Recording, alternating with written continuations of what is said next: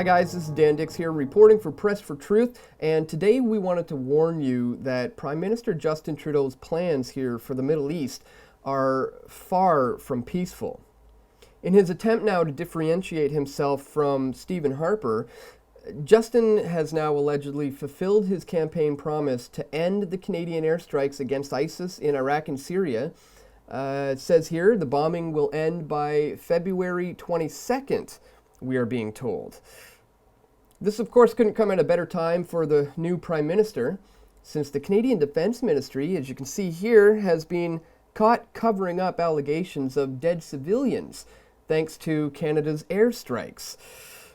So while these neocons in both Canada and the United States are not happy with Canada's new policy, it's far from the kind of anti-war policy that Canada really should be adopting.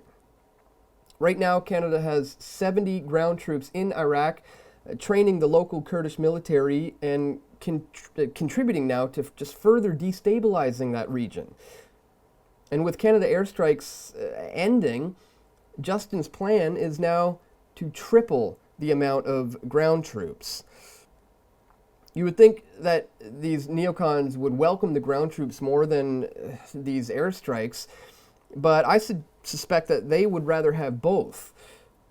In fact, if certain individuals here in both Ottawa and DC were given a blank check right about now with no kind of popular opposition to it, I'd imagine we'd be witnessing an all-out nuclear war in the Middle East, no doubt with Russia remaining an enemy, even though they've done more to combat ISIS in the last year than NATO has done in the last 4 years.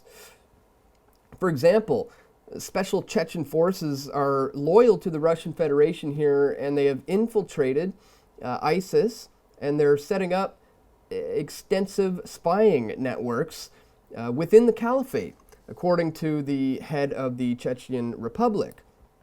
Now, Chechen spies are now providing key bits of information for Russian airstrikes, although the Russians are refusing to comment on this matter. But nevertheless, as we see here, guys, Canada is tripling the number of ground troops in Iraq, as well as expanding their so-called humanitarian aid and other contributions. Now, with America's embassy in Iraq here being larger than the Vatican, you can rest assured the West is going to not be going anywhere. Canada may be ceasing its bombing campaign here for public relations purposes, but the war on terror, ladies and gentlemen, is certainly going to continue. So thanks for watching. Be sure to check the links in the description for all the sources to this video, and also to where you can join us here as a PFT patron to show support for the work we're doing here at Press for Truth. And thanks for watching, guys. Stay tuned. We're going to have more video reports coming soon to pressfortruth.ca.